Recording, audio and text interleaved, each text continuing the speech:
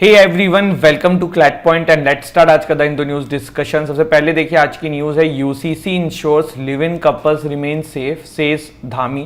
तो देखो उत्तराखंड के चीफ मिनिस्टर पुष्कर सिंह धामी जी ने एक अभी इंटरव्यू दिया है, उसमें बेसिकली वो यूनिफॉर्म सिविल कोड जो उत्तराखंड में लाए हैं उसको डिफेंड कर रहे थे। तो अभी यूनिफॉर्म सिविल कोड क्या है, उत्तराखंड में कैसे आया, तो ये अभी हम सब डिटेल में डिस्कस करते हैं। ठीक है, आगे बढ़ते हैं और एक और न्यूज़ देखते हैं। West Asia on edge amid fears of Iran से। देखो आज का अगर आप न्यूज़पेपर उठा के देखोगे ना तो शुरू से लेके एंड तक आपको सिर्फ और सिर्फ पॉलिटिकल न्यूज़, इलेक्शन की न्यूज़, राहुल गांधी जी ने क्या बोला, मोदी जी ने क्या बोला, और ये चीज़ें बढ़ती जाएंगी। तो न्यूज़पेपर में बहुत ज़्यादा टाइम वेस्ट मत करना, जो इंपॉर्टेंट न्यूज़ लगे बस वही कवर करना, उसके बाद आगे स्किप कर जाना। अभी क्या है देखो, यूएस हो गई, बड़ी बड़ी खुफिया एजेंसीज हो गई, इवन इंडिया की भी जो एक्सटर्नल अफेयर मिनिस्ट्री है उन्होंने ईरान एंड इसराइल में ना ट्रैवल एडवाइजरी जारी कर दी। एक्चुअली ऐसा एक अनुमान लगाया जा रहा था कि ईरान जो है वो इसराइल के ऊपर अटैक करने वाला है, और अगर ऐसा होगा तो इसराइल रिटेलिएट करेगा। तो ये सारी चीज़ें भी बड़ी खतरनाक लेवल पे चली गई हैं। पूरा आप आज की डेट में जियो पॉलिटिक्स देखो तो रशिया यूक्रेन चल ही रहा था, इधर जो वेस्ट एशिया है, सेंट्रल एशिया है, यहाँ सब भी बड़ी समस्याएँ दिखती जा रही हैं विद टाइम। तो ये यहाँ पे किसी के लिए भी अच्छा नहीं है, बट लेट्स सी क्या होता है विद टाइम और देखते हैं आगे। ठीक है, चलिए अब आगे आज की शॉर्ट न्यूज़ कवर करते हैं। तो चलिए फिर आज की शॉर्ट न्यूज़ देखना शुरू करते हैं, है ना। तो लेट्स स्टार्ट। सबसे पहले देखिए, scientist create largest 3D map of universe, investigation on mysterious dark energy आया है। तो इसमें वन लाइनर है, बहुत डिटेल में जानने की जरूरत नहीं है। SGVN awarded for excellent corporate social responsibility. This is also short news, की कंपनी है उसको मिला है, इंपॉर्टेंट भी नहीं है इतनी। Rakesh Mohan appointed to the World Bank economic advisory panel. तो this is a important thing कि भारत के हैं तो इनको अपॉइंट किया गया है। RBI monetary policy committee kept repo rate unchanged at 6.5% for the 7th consecutive time. GDP inflation forecast maintained. तो ये वन लाइनर है। IPS officer Luv Kumar appointed as IG in special security group, एक न्यूज़ है। GAIL GAIL wins 15th CIDC Vishwakarma award for Barauni Guwahati pipeline. तो GAIL India limited को ये award मिला है। Shyama Prasad Mukherjee port handles record 66.4 MMT cargo इन फाइनेंशियल ईयर 24। तो Shyama Prasad Mukherjee port जो कोलकाता का है, it handles all time record cargo of 66.4 million metric tons in financial year 2024। तो ये वाली ये न्यूज़ है, अभी सबसे नंबर 1 बन गया है। India gets new number 1 chess player as Arjun Erigaisi reach world number 9। तो ये another there is this news. इसके बाद है, what is the primary goal of the dark energy spectroscopic instrument. तो creating the largest 3D map of the universe. And then इसी का देखो आपका MCQs है सारा जो हमने कवर किया है, सेम चीज़ें हैं यहाँ पे। देखिए कि who has presented the prestigious award by actress Mahima Chaudhary at the glamour and lifestyle award 2024। तो डॉक्टर निकेश ताराचंद जैन मधमी ने दिया है। वन लाइनर में देखोगे आप सारे सेम है, नीचे के 2 नए रहते हैं। Which country has recently pass new environmental law adopting European standard for industries. So Israel. According to a study publish in the Lancet, the number of new cases of prostate cancer world wide is expected to more than double by which year. तो 2040 is the answer. Hello everyone, welcome to this video, welcome to CLAT point. तो guys आज की video में हम लोग एक बहुत ही important topic के बारे में बात करेंगे, जिसके बारे में आपने न्यूज में जिक्र सुना होगा और वेरियस आर्टिकल्स में भी आपने उस टॉपिक को देखा होगा। और टॉपिक का नाम है UCC, यूनिफॉर्म सिविल कोड, जो कि गाइस काफी ज्यादा न्यूज में है। तो इस वीडियो में हम लोग यही सारी चीजें कवर करेंगे कि ये टॉपिक UCC न्यूज में क्यों है, UCC होता क्या है, यूनिफॉर्म सिविल कोड होता क्या है, उसके प्रॉस क्या है, उसके कॉन्स क्या है, इसका हिस्टोरिकल बैकग्राउंड क्या है, प्री इंडिपेंडेंस भी जानेंगे, पोस्ट इंडिपेंडेंस भी जानेंगे, और गाइस ये भी जानेंगे कि ऐसे कौन कौन से स्टेट्स हैं हमारे इंडिया में जो यूसीसी को सपोर्ट करते हैं और ऐसे कौन कौन से स्टेट्स हैं जो यूसीसी को अपोज करते हैं, और क्या ऐसा कोई स्टेट इंडिया में एग्जिस्ट करता है जिसने यूसीसी को इंप्लीमेंट किया भी है या नहीं किया है। और लास्टली गाइस ये भी जानेंगे कि क्या यूसीसी को इंप्लीमेंट करना नेसेसरी भी है या नहीं। तो गाइस वीडियो कहीं से भी स्किप मत करिएगा, ये सारी चीजें इस वीडियो में कवर करेंगे। तो गाइस चलिए सबसे पहले ये जानते हैं कि यूसीसी न्यूज में क्यों है, यूनिफॉर्म सिविल कोड न्यूज में क्यों है। तो गाइस आप ऑलरेडी जानते हो कि 2019 में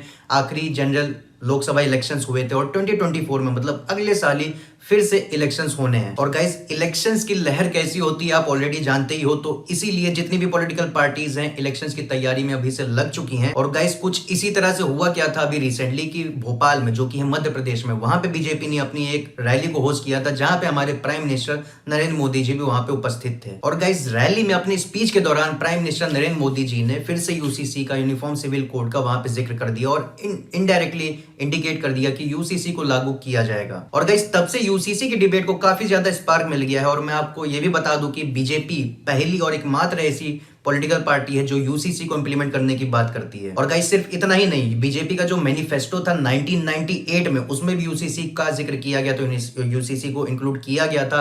और अभी जो लास्ट 2019 में इलेक्शंस हुए थे, लोकसभा इलेक्शंस हुए थे, उसमें भी यूसीसी को इंक्लूड किया था बीजेपी ने अपने मैनिफेस्टो में। और गाइस 2019 में इलेक्शन जीतने के बाद जब बीजेपी पावर में आई थी, तब यूसीसी का एक बिल भी इंट्रोड्यूस किया गया था पार्लियामेंट में। हालांकि उसको अपोजिशन से बहुत ज्यादा प्रोटेस्ट देखने को मिला, तो इस बिल को वापस कर लिया गया, विड्रॉ कर लिया गया। और गाइस 2020 में फिर से इस बिल को इंट्रोड्यूस करने की कोशिश की गई थी, हालांकि फिर से गवर्नमेंट फेल हो जाती है। और गाइस अभी 2023 में monsoon session of parliament start होने वाला है फ्रॉम जुलाई 20। तो गाइस इसके बहुत ज्यादा चांसेस बताए जा रहे हैं कि यूसीसी का बिल फिर से पार्लियामेंट सेशन में लाया जा सकता है। और गाइस ऐसा इसलिए कहा जा रहा है क्योंकि अभी रिसेंटली 22nd लॉ कमीशन को कॉन्स्टिट्यूट किया गया था, जिसके चेयरपर्सन बने थे कर्नाटक हाईकोर्ट के फॉर्मर चीफ जस्टिस ऋतु राज अवस्थी जी। और गाइस इस 22nd लॉ कमीशन ने अभी पिछले महीने ही जून 14 को वेरियस रिलीजियस ऑर्गेनाइजेशन से और पब्लिक से उनके ओपिनियंस मांगे थे कि उनका क्या सोचना है on the issue of UCC. और एक महीने का समय दिया गया है टिल जुलाई 14, और इस डेट से पहले आप भी अपना ओपिनियन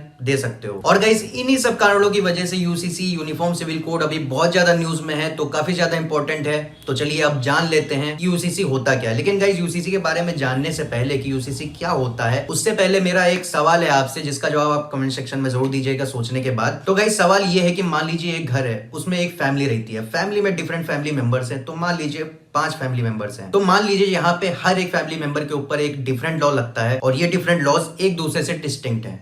तो यहाँ पे सवाल ये है कि क्या घर इस कंडीशन में चल पाएगा। अब चलिए इस कंडीशन को थोड़ा ब्रॉड कर लेते हैं कि मान लीजिए घर की जगह एक कंट्री है, और फैमिली की जगह, मतलब फैमिली मेंबर्स की जगह डिफरेंट रिलीजियस कम्युनिटीज है, जिनके ऊपर डिफरेंट पर्सनल लॉस लगते हैं। तो इस केस में मेरा सवाल है कि क्या कंट्री अच्छे से रन कर पाएगी, मतलब कंट्री एफिशिएंटली रन कर पाएगी या नहीं। थोड़ा सोचिएगा और जवाब कमेंट सेक्शन में जरूर दीजिएगा। तो गाइस अब वापस से आते हैं टॉपिक की तरफ और जानते हैं कि यूसीसी क्या होता है, यूनिफॉर्म सिविल कोड क्या होता है। तो देखिए यूसीसी का मतलब होता है समान नागरिक संहिता, मतलब एक ऐसा कोड जो हर नागरिक के ऊपर लगेगा, जो कॉमन होगा, मतलब यूनिफॉर्म होगा और कोई भी डिस्क्रिमिनेशन नहीं होगा। तो गाइस इसको यूनिफॉर्म सिविल कोड कहते हैं। और इसको थोड़ा और अच्छे से समझने के लिए मैं थोड़ा आपको बैकग्राउंड देना चाहूंगा रिलीजियस पर्सनल लॉज के, जो इंडिया में एग्जिस्ट करते हैं, तो आपको यूसीसी और अच्छे से समझ में आ जाएगा। तो गाइस आप ऑलरेडी जानते हो कि हमारे इंडिया में वेरियस लॉज एनेक्टेड हैं ऑलरेडी, जैसे आईपीसी हो गया, सीआरपीसी हो गया, एविडेंस एक्ट हो गया, वो सबके ऊपर बराबरी से लागू होता है, मतलब यूनिफॉर्म इन नेचर है। लेकिन गाइस इन लॉज में भी एक एक्सेप्शन है, और वो है हमारे पर्सनल लॉज। अब इसको आप एक एग्जाम्पल से बहुत अच्छे समझ सकते हो। जैसे आईपीसी का सेक्शन 494 आप देखोगे तो बाइगैमी के लिए पनिश करता है। तो गाइस जैसे हमारा हिंदू लॉ है, वो तो वैसे भी बाइगैमी को प्रोहिबिट करता है, मतलब एक हस्बैंड एक ही वाइफ अपने साथ रख सकता है, मतलब वो एक ही शादी कर सकता है। और अगर वो बाइगैमी करता है, मतलब दूसरी शादी करता है, तो उसको बाइगैमी की सजा मिलेगी अंडर सेक्शन 494। लेकिन ऐसा सिमिलर केस नहीं है हमारे मुस्लिम लॉ में। अब वहां पे गाइस क्या सिनेरियो है कि एक मुस्लिम हस्बैंड एक से ज्यादा शादी कर सकता है, मतलब वो बाइगैमी कर सकता है, और अपने साथ वो एट मोस्ट 4 वाइफ्स रख सकता है, मतलब 4 अलग अलग शादियां वो कर सकता है एट द सेम टाइम। तो गाइस यहाँ पे आप देख सकते हो डिस्क्रिमिनेशन हो रहा है। सेक्शन 494 हिंदू हस्बैंड के ऊपर लागू हो रहा है, लेकिन सेक्शन 494 मुस्लिम हस्बैंड के ऊपर लागू नहीं हो रहा है। और गाइस अब यहाँ पे सवाल आता है कि ये डिस्क्रिमिनेशन होता क्यों है। तो गाइस इसका आंसर ये है कि जो हमारे डिफरेंट रिलीजन्स है, तो उनके डिफरेंट पर्सनल लॉज। अब वो क्यों डिफरेंट है, क्योंकि इन डिफरेंट पर्सनल लॉज के ना सोर्सेस डिफरेंट है। अब जैसे आप हिंदू लॉ का आप एग्जांपल ले लो, तो हमारे जो सोर्सेस है वो हमारे हैं शास्त्र से आते हैं। आप अगर मुस्लिम लॉ का एग्जांपल लो तो उनका शरिया लॉ से आता है, जिसकी वजह से जो हमारा हिंदू लॉ है वहां पे ट्रेडिशन अलग है, कल्चर अलग है, शादी करने का तरीका अलग है। वहीं आप मुस्लिम लॉ अगर आप उठा के देखोगे तो वहां पे उनका कल्चर, रिलीजियस बिलीव्स डिफरेंट है, उनका जो मैरिज का प्रोसेस है वो डिफरेंट है, डिवोर्स का प्रोसेस जो है वो भी डिफरेंट है। एंड दैट्स व्हाई गाइस जो डिफरेंट रिलीजन्स है उनकी आपस में कोई यूनिफॉर्मिटी नहीं है, जिसकी वजह से डिस्क्रिमिनेशन होता है। जैसे मैंने आपको बाइगैमी का एग्जांपल तो दिया ही है, इसके अलावा आप डिवोर्स का भी देख सकते हो। जैसे मुस्लिम लॉ में ट्रिपल तलाक का कॉन्सेप्ट होता था, तलाक ए बिद्दत, और ये यूनिलेटरल डिवोर्स होता था, मतलब हस्बैंड ही वाइफ को डिवोर्स दे सकता था, वाइफ हस्बैंड को डिवोर्स नहीं दे सकती थी। लेकिन गाइस ऐसा सेम प्रोसीजर ऐसा कोई हिंदू लॉ में नहीं था, तो एक डिस्क्रिमिनेशन ये भी थी। इसके अलावा आप अगर प्रॉपर्टी शेयर भी देखो तो वहां पे भी थोड़ा डिफरेंट पड़ जाता है। जैसे आप हिंदू लॉ में देखो तो जो हिंदू वाइफ होती है उसको हिंदू हस्बैंड के बराबर ही प्रॉपर्टी शेयर मिलता है, लेकिन आप मुस्लिम लॉ में देखोगे तो मुस्लिम वुमेन को मतलब मुस्लिम वाइफ को हस्बैंड से 50% से कम शेयर मिलता है। और गाइस यहीं पे यूसीसी का कॉन्सेप्ट निकल के आता है, यूनिफॉर्म सिविल कोड का, जो कहता है कि इन सारे डिफरेंट रिलीजन्स के जो डिफरेंट पर्सनल लॉज है उनको हम एक कॉमन सिविल लॉ से रिप्लेस कर देंगे, जिससे ये जितने भी डेरोगेटरी डिस्क्रिमिनेटरी प्रैक्टिसेस हैं वो एलिमिनेट हो जाएंगी। तो ये है कॉन्सेप्ट यूसीसी का। और गाइस 2015 में सुप्रीम कोर्ट ऑफ इंडिया ने भी अपने जजमेंट में यूनिफॉर्म सिविल कोड यूसीसी की इंपॉर्टेंस को रिकॉग्नाइज किया था, एसर्ट किया था और एक तरह से इंडिकेट किया था कि सोसाइटी को यूसीसी की जरूरत है। नहीं तो कल को हर एक रिलीजन यही कहेगा कि भैया अगर कोई डिस्प्यूट अराइज होता है हमारे रिलीजन में तो उसको हम ही डिसाइड करेंगे, हमारा ही राइट होगा, उसमें ना कोई कानून बीच में आना चाहिए ना कोई कोर्ट को बीच में आना चाहिए। तो इसलिए सुप्रीम कोर्ट ऑफ इंडिया ने भी यूसीसी की नीड को एसर्ट किया था अपने इस जजमेंट में। तो गाइज हम लोगों ने ये समझ लिया कि यूसीसी क्या होता है। अब चलिए समझ लेते हैं कि यूसीसी का हिस्टोरिकल बैकग्राउंड क्या है। प्री इंडिपेंडेंस भी जानेंगे और पोस्ट इंडिपेंडेंस भी जानेंगे। तो गाइज प्री इंडिपेंडेंस से स्टार्ट करते हैं।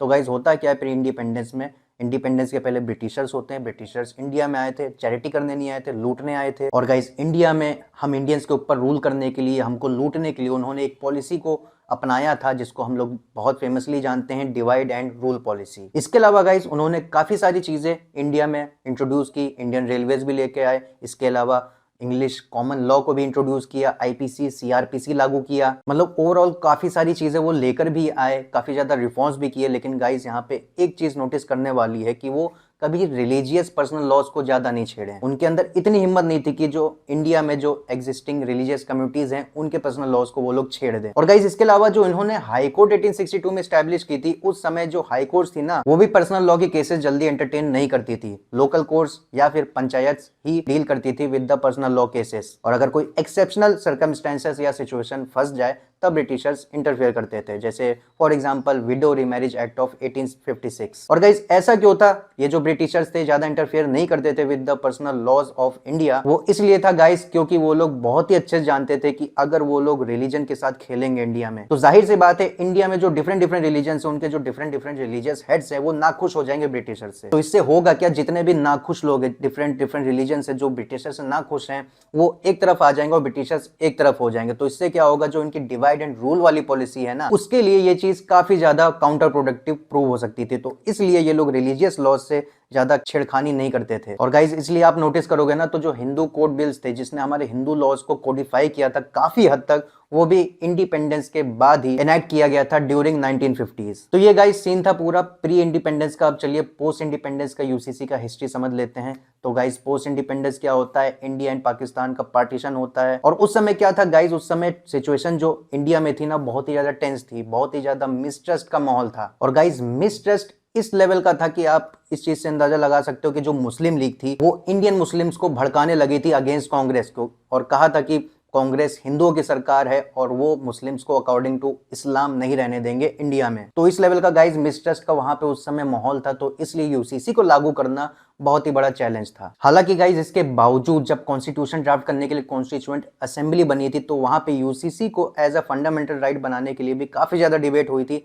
हालांकि अपोजिशन बहुत हुआ था, जैसे मौलाना अबुल कलाम आजाद जी अगेंस्ट थे यूसीसी के, और लगभग पूरा कांग्रेस सपोर्ट में था यूसीसी के। But still guys fundamental right तो यूसीसी नहीं बन पाया, जिसकी डिबेट उस समय चली हुई थी, लेकिन उसको डीपीएसपी में इंक्लूड कर दिया गया। अब डीपीएसपी क्या है? Directive principle of state policy, which is the part 4 of the constitution of India. और पार्ट 4 के आर्टिकल 44 में यूसीसी का जिक्र है। तो गाइस हमारे कॉन्स्टिट्यूशन में तो यूसीसी का जिक्र है, लेकिन ये नॉन जस्टिसेबल इन नेचर है, मतलब नॉन एनफोर्सेबल है। आप कोर्ट के पास जाके इसको एनफोर्स नहीं करवा सकते हो because it is in the part 4 DPSP. तो गाइस पोस्ट इंडिपेंडेंस यूसीसी के बारे में बात तो हुई थी, हालांकि वो इंप्लीमेंट नहीं हो पाया था। लेकिन गाइस इसके बावजूद जो हमारे हिंदू कोड बिल्स थे उन्होंने हिंदू मैरिज को काफी ज्यादा हद तक उनको कोडिफाइड कर दिया, लेकिन at the same time Muslim law uncodified रहा। मतलब थोड़ा बहुत कोडिफाइड है लेकिन large part of Muslim law is uncodified. और गाइस मुस्लिम लॉ को इंडिया में इंप्लीमेंट करने के लिए all India Muslim personal law board को बनाया गया था, जो कि एक प्राइवेट एंटिटी है जो कि गवर्न करती है मुस्लिम लॉ इन इंडिया। और क्योंकि गाइस मुस्लिम लॉ काफी ज्यादा अनकोडिफाइड है तो वहां पे डिस्क्रिमिनेशन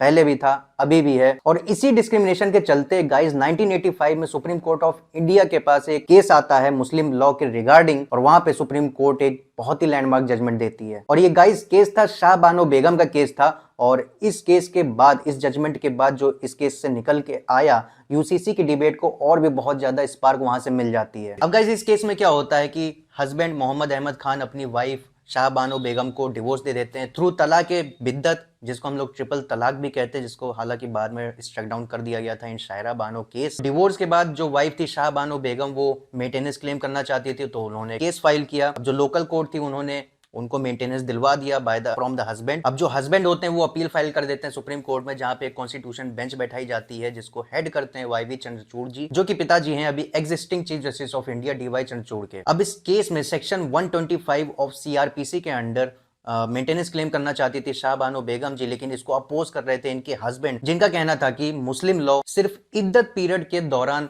मेंटेनेंस देने की बात करता है, तो मैं इद्दत पीरियड के दौरान ही मेंटेनेंस दूंगा। तो उनका कंटेंशन ये था। अब इद्दत पीरियड क्या होता है कि जब भी हस्बैंड की डेथ हो जाती है या फिर डिवोर्स दे देता है वो अपनी वाइफ को, तो उसके बाद एक पीरियड होता है जो वाइफ को ऑब्जर्व करना होता है before committing on new marriage, और उस पीरियड को कहा जाता है इद्दत पीरियड। तो Muslim law only during the period of इद्दत पीरियड अलाउ करता है मेंटेनेंस को by the husband to the wife. लेकिन गाइस सेक्शन 125 ऑफ सीआरपीसी कहता है कि अगर वाइफ अपने आप को मेंटेन नहीं कर पाती, अपने आप को फेंड नहीं कर पाती है, तो उसको मेंटेनेंस मिलेगा फ्रॉम हस्बैंड। अब जरूरी नहीं है कि इद्दत पीरियड के दौरान ही मेंटेनेंस मिलेगा। तो इस केस में गाइस सुप्रीम कोर्ट ने अपने जजमेंट में मेंटेनेंस ग्रांट कर दिया शाह बानो बेगम को, और कोर्ट ने बहुत ही इंपॉर्टेंट ऑब्जर्वेशन की और कहा कि section 125 of CrPC maintenance grant करने से पहले रिलीजन नहीं देखता है। मतलब एक तरह से ये कहने की कोशिश की गई थी अगर वाइफ अपने आप को मेंटेन करने लायक नहीं, अपने आप को मेंटेन नहीं कर पा रही है, तो उसको मेंटेनेंस मिलेगा। अब इससे फर्क नहीं पड़ता है कि वो मुस्लिम है या हिंदू है। और गाइस इस जजमेंट को बहुत अपोजिशन देखने को मिलता है from all India Muslim personal board, जिसकी वजह से कांग्रेस भी प्रेशर में आ जाती है। जो कांग्रेस की सरकार थी वहां पे तब राजीव गांधी जी की सरकार थी, तो उन्होंने बाद में प्रेशर में आके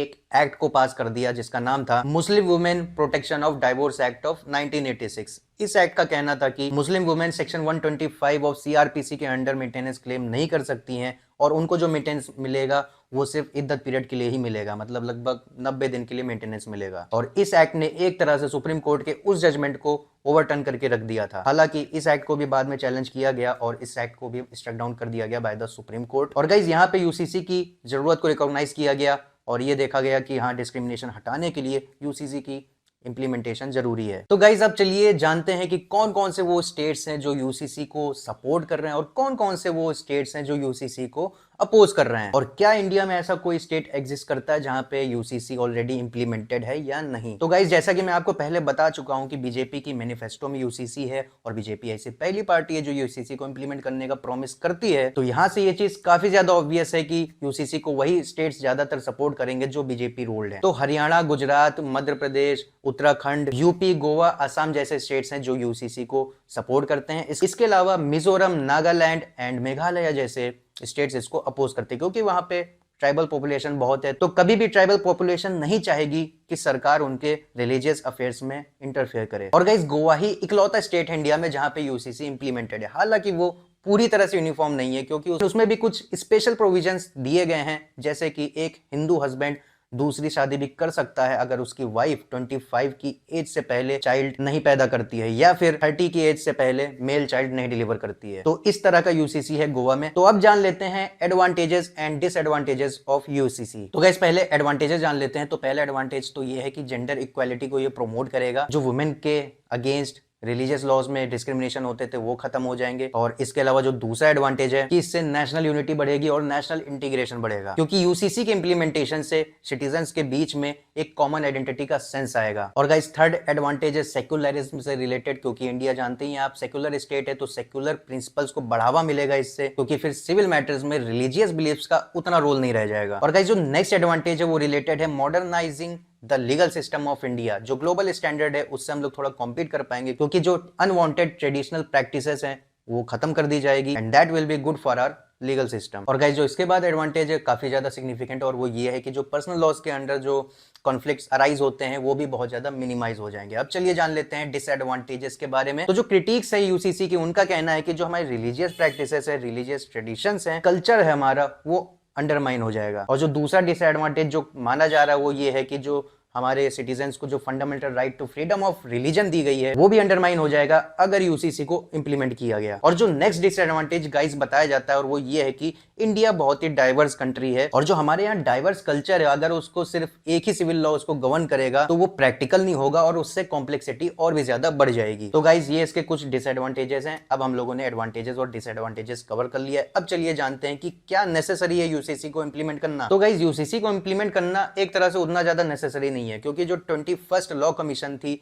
उसने भी कहा था कि अभी सोसाइटी तैयार नहीं है यूसीसी के लिए, अभी उसकी जरूरत भी नहीं है। और गाइस ये जो पॉइंट हाईलाइट किया था लॉ कमीशन ने बहुत इंपॉर्टेंट पॉइंट था क्योंकि अगर लॉस को अगर इंप्लीमेंट करना है तो उससे पहले हम लोगों को देखना चाहिए, चेक करना चाहिए कि सोसाइटी रेडी है कि नहीं चेंज के लिए। नहीं तो आपको तो मालूम ही है ना, सीएए के आने के बाद और फार्म बिल्स के आने के बाद कितना ज्यादा बवाल हुआ था, कितने सारे रिपरकशंस हुए थे। और गाइस जो डिफरेंट पर्सनल लॉज में जो शॉर्ट कमिंग्स है या फिर जो डिस्क्रिमिनेटरी प्रैक्टिसेस है उनको छोटे छोटे लॉज लाके भी एनएक्ट करके वो चीजें हटाई जा सकती हैं। जैसे फॉर एग्जांपल आप जानते ही हो protection of women from domestic violence act नाम का एक एक्ट है, 2005 का एक्ट है, जो कि हर डिफरेंट कम्युनिटी की वुमेन के ऊपर लागू होता है रिगार्डलेस कि उनका रिलीजन क्या है। तो गाइस इससे हमें ये तो समझ में आता है कि यूसीसी के अलावा हमारे पास और भी अलग अलग ऑल्टरनेटिव्स अवेलेबल हैं, बट स्टिल देखते हैं आगे क्या होता है। और यही सब था इस वीडियो में। आई होप आपको ये वीडियो पसंद आई होगी। बाकी आपके व्यूज क्या हैं कमेंट सेक्शन में जरूर बताइएगा and please do subscribe us for more videos like this. Thank you.